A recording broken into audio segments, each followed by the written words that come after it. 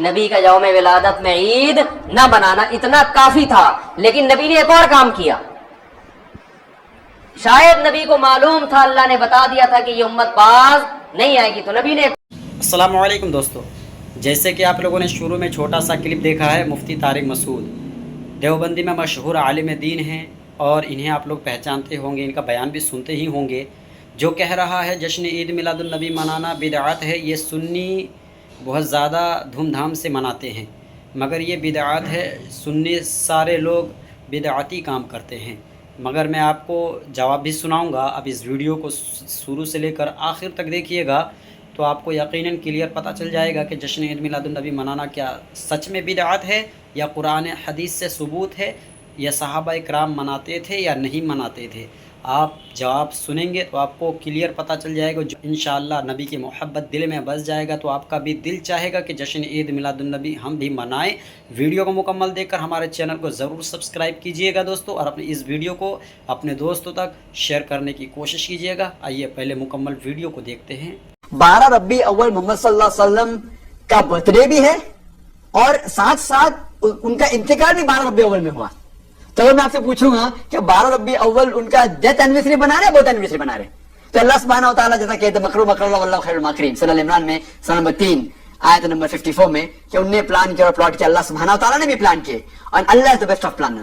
تو یہ کوئی قرآن اور حدیث کی روشنی میں ثابت نہیں عید میلاد النبی بنانا، اور ہمیں بنانے کی ضرورت نہیں ہے. یہ جس طریقے سے کرسچن لوگ عیسیٰ علیہ السلام کا برتھ ڈے بناتے ہیں، یہ الگ مذہب ہے، اسلامک مذہب میں اس کی کوئی اجازت نہیں.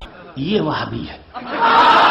وہ کہتے ہیں ریفرنس دو بھائی، کیسے خوشی منا سکتے ہیں، کیسے خرچ کر سکتے ہیں. چلو بھائی ریفرنس بھی لے لو. اللہ فرماتا ہے قل بفضل اللہ وبرحمتہ فبذلک فلیفرحوا هو خیر مما یجمعون. 11واں پارہ سورہ یونس آیت نمبر 58. ٹھیک ہے، یاد کرتے ہیں. اس کا ترجمہ کیا ہے؟ ترجمہ بھی کیا اعلیٰ حضرت نے کیا. تم فرماؤ اللہ ہی کے فضل اور اسی کی رحمت اور اسی پر چاہیے کہ خوشی کریں، وہ ان کے سب دھن دولت سے بہتر ہے. اللہ کی رحمت اور فضل پر خوشی کریں تو سب دھن دولت سے بہتر ہے. اچھا پھر اللہ کی کوئی بھی رحمت ہو تو خوشی کرنے کا حکم ہے، تو جو سب سے بڑی رحمت ہو، جو سب سے بڑی نعمت ہو. اب آپ میں ہو سکتا ہے کوئی کہے یار نبی پاک اللہ کی رحمت ہے، یہ کہاں سے آیا بھائی؟ اور پھر قرآن کا ریفرنس دے دیتا ہوں. اللہ قرآن میں فرماتا ہے وما ارسلناک الا رحمتا للعالمین. میرے آقا تو سارے جہان کے لیے رحمت ہے. احادیث میں یہ مضمون ملتا ہے، حدیث قدسی ہے، اے محبوب تجھے نہ بناتا تو یہ کائنات ہی نہ بناتا.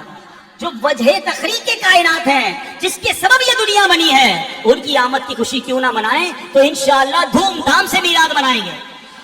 پرچم بھی لگائیں، لائٹیں بھی لگائیں. اب پرچم کس لیے لگائیں؟ کہ دن میں کوئی آپ کے گھر کے پاس سے گزرے تو پتہ چلے یہ عاشق رسول کا گھر ہے. لائٹ اس لیے لگاؤ کہ رات میں گزرے تو پتہ چل جائے یہ میلاد بنانے والے کا گھر ہے. ایسا پرابلم پرانا ہے. آئیے میں آپ کو بتاؤں، میرے آقا کی جب ولادت ہوئی تھی نا تو شیطان نے سر پہ خاک ڈالی تھی.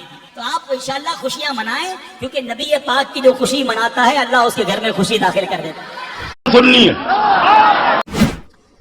یہی آیت ہمارے بریلوی بھائیوں اور اہل تشیع بھائیوں کی طرف سے کوٹ کرتے ہیں. میلاد جب وہ منانا شروع کرتے ہیں نا، اور اس میں جھنڈیاں اور یہ سب کچھ، وہ کہتے ہیں نہیں قرآن میں ہے کہ اپنے رب کی نعمتوں کا خوب چرچا کرو. تو اس کائنات میں تو ہم پہ سب سے بڑی نعمت اللہ کی جو ہے وہ محمد رسول اللہ ہے صلی اللہ علیہ وآلہ وسلم. لقد من اللہ علی المؤمنین اذ بعث فیہم رسولا. بے شک اللہ کا احسان ہے کہ انہی میں سے ایک رسول ان میں مبعوث کیا گیا. تو اللہ کا یہ اتنی بڑی نعمت ہے، اس پہ کوئی شک نہیں ہے. تو میں نے اس پہ پھر کہا تھا کہ اس نعمت جو سب سے بڑی نعمت ہے، اس کو منانے کا طریقہ بھی اللہ کے نبی نے ضرور بتایا ہوگا. جب اتنی بڑی چیز ہے تو اس کا طریقہ آپ کے مولویوں کو تو ایجاد کرنے کی ضرورت نہیں ہے. تو پہلے تو ہم الزامی جواب کے طور پہ شروع کرتے ہیں کہ بتائیں کہ محمد اور آل محمد اور اصحاب محمد علیہ السلام اجمعین انہوں نے کون سی جھنڈیاں لگا کے تو میلاد منایا، کون سے جلوس نکالے ہیں؟ چلے لائٹنگ تو آج کے زمانے کی ہے، لیکن جھنڈیاں، جھنڈے، جلوس، یہ سارے معاملات تو اس زمانے میں بھی ہو سکتے تھے. مولا علی کیا ہر سال میلاد مناتے تھے اس طریقے پہ جس طرح آپ مناتے ہیں؟ تو وہ فوراً چٹا جواب ہی آپ کو دیں گے. وہ کہیں گے یہ تو بعد میں شروع ہے. جو چیز دین میں بعد میں شروع ہو اس کو نہ کرنے والے پر کس طریقے سے ٹونٹ کی جا سکتی ہے؟ ویسے بڑے یہ یعنی چلاکی کریں گے. وہ کہیں گے نہیں جی اگر کوئی نہیں مناتا ہم کچھ نہیں کہتے، ہمیں نہ آپ چھیڑیں. بھئی آپ تو ہمیں آئے دن شعر سناتے ہیں، نثار تیری چہل پہل کے ہزاروں عیدیں ربیع الاول سوائے ابلیس کے جہاں میں سبھی تو خوشیاں منا رہے ہیں. آپ ہمیں ابلیس کی کیٹیگری میں بھی کھڑا کرتے ہیں اور پھر کہتے ہیں نہیں میلاد کو منا لیں. یعنی ایک غریب تو بدتمیز کام آپ اڈانا کر رہے ہو اور جو نہیں کر رہے ان کے اوپر ٹانٹ کر رہے ہیں. تو یہ خبیث آپ پتہ ہے کس کس کو کہہ رہے ہیں, یہ ابلیس آپ کس کس کو کہہ رہے ہیں؟ یہ تو صحابہ اور اہل بیت میں بھی بات چلی جائے گی. یہ خود مانتے ہیں کہ 8ویں صدی ہجری میں حضور علیہ السلام کی وفات کے 800 سال کے بعد یہ مروجہ جو یہ سلسلہ میلاد منانے کا شروع ہے. پہلے 800 سالوں میں تو یہ نہیں ہوتا تھا. مولا علی 5 سال خلیفہ رہے نا, تو بتائیں 5 میلاد کے جلوسوں کو تو انہوں نے لیڈ کیا ہوگا نا کوفے کے اندر. تو یہ آپ سوال کریں تو آگے ان کی شکلیں دیکھ لیں, ان کے مولویوں کی, ذاکرین کی, تو ان کی شکل دیکھ کے آپ کو جواب مل جائے گا. تبھی آپ سوال کریں گے کہ بتائیں وہ کوفے میں جو محفل میلاد تھی وہ مانے خصوصی کون تھا, نعت کنے پڑھی سی, منقبت کنے پڑھی سی. یہ وہابی ہے. اتنا کافی تھا اس امت کو سمجھانے کے لیے کہ نبی کا یوم ولادت میں عید نہ بنانا, اتنا کافی تھا. لیکن نبی نے ایک اور کام کیا. شاید نبی کو معلوم تھا, اللہ نے بتا دیا تھا کہ یہ امت باز نہیں آئے گی, تو نبی نے ایک اور کام کیا کہ پیر کو آپ نے روزہ رکھا. صحیح بخاری مسلم کی حدیث ہے. صحابہ نے پوچھا آپ روزہ کیوں رکھتے؟ فرمایا میرا یوم ولادت ہے. عید کے دن روزہ رکھنا جائز ہے؟ کیا مطلب روزے کا, عید کا جو تھوڑا سا بھی تصور تھا نا یوم ولادت میں, اس تصور کے بالکل کھرچ کے جڑ سے خاتمہ کر دیا کہ روزہ اور خوشی کا دن جمع نہیں ہو سکتے. اور آپ پھر یوم ولادت کو یوم عید کہہ رہے ہو. تو یہ وہ کوشش ہے جو اخپل کوشش ہے, یہ اللہ اس کے رسول کی بتائی ہوئی کوشش نہیں ہے. کون ہے؟ وہابی ہے. دیکھو یہ شیطانی وسوسہ ہوتا ہے, اتنے سال ابو بکر کے میلاد نہیں, اتنے سال عمر کے میلاد, اتنے سال. تو میں نے کہا اتنے سالوں کے اندر حضرت ابو بکر صدیق کا جب دور خلافت تھا تو کیا اس وقت ختم بخاری کے جلسے ہوتے تھے؟ کہا نہیں. تو میں نے کہا اب کیوں ہوتے ہیں؟ یہ لوگ جو صحابہ کے نام کی محفلیں سجاتے ہیں, شان صحابہ کانفرنس, عظمت صحابہ کانفرنس, میں نے کہا حضرت ابو بکر صدیق نے سجائی تھی, عمر پاک نے سجائی تھی, عثمان پاک نے, مولا علی نے, امام حسن نے, حضرت میرے معاویہ نے. کہا نہیں. تو میں نے کہا یہ بدعت نہیں ہے یار, چھوٹی چھوٹی باتیں ہیں نا, مجھے ان کا جواب چاہیے. نبی کے دور میں یہ کانفرنسیں تھی, بخاری کے جلسے تھے. یہ جو آج ہمارے مدرسے بنے, کوئی مائی کا لال ثابت کر دے یہ مدرسے اور مروجہ نصاب, یہ جی بخاری پڑھائی جائے گی, یہاں سے ترمذی, یہاں سے ابو داؤد, یہ صرف اور یہ نحو پڑھائی جائے گی, اور یہ جناب اصول الشاشی پڑھائی جائے گی, یہ کنز الدقائق پڑھائی, یہ کتابیں اس وقت پڑھائی جاتی تھی. تو کیا مدرسوں میں سب بدعت پڑھا رہے ہو؟ او بابا یہ کچھ بھی نہیں تھا حضور کے زمانے میں. ایک میلاد آ گیا تو تمہارے پیٹ میں درد ہو گیا, باقی سب کچھ جو نبی کے دور میں نہیں تھا سب کچھ کر رہے ہو اور جائز ہے. آپ پڑھے لکھے حضرات بیٹھے میری جان, ان باتوں کو سمجھنے کی کوشش فرمائیں. او بھائی یہ باتیں ایسی ہیں کہ جن کو اگر آپ سمجھ جائیں گے نا تو آپ کے ذہنوں کی خلش دور ہو جائے گی. لوگ بڑی عجیب و غریب, حضور ایک میلاد کے بارے میں پوچھا جاتا ہے اس زمانے میں تھا کہ نہیں تھا. میں نے کہا صحابہ نہ بھی کریں تو جب حضور نے کر لیا, سوموار کا دن تو دلیل تو بن گئی نا. کون ہے؟ سننی ہے. رسول اللہ پیدا ہوئے اس وقت خوشیاں ہوئی, ہمارے بچہ ہوتا, مگر ٹھیک ہے, مگر ہر سال حضور نے اور صحابہ نے کب ایسا کیا کہ جب جن آئے یہ کرو یہ کرو, کوئی باقی جو آپ لائے تھے دین اس پر انہوں نے جانے دے, اس کو پھیلایا, عمل کیا. تو یہ مولانا فضل الرحمان گنج مراد آبادی بڑے ولی تھے اور بڑے بڑے علماء ان سے بیعت تھے, اور تہجد کرا نہیں کی اس لیے کہ میرے نہ جاتی رہا تہجد. لکھتے ہیں مولانا بڑا حسن جدید رحمۃ اللہ علیہ کہ انہوں نے مکان کی چھت کے نیچے نہیں کبھی آرام کیا, سوئے نہیں کہ نیند نہ آ جائے, تہجد نہ دے, باہری شامیانے کے نیچے بارش ہو جو باقاعدگی سے با جماعت نمازی پڑھی, اللہ کے ولی تھے. تو کسی نے ان سے پوچھا کہ حضرت میلاد کے بارے میں, انہوں نے کہا بھائی یار جن کو سال بعد یاد آتا کہ رسول پیدا ہوا اور میلاد مناتے رہے, ہم تو ایک ایک سانس پر میلاد منا رہے ہیں.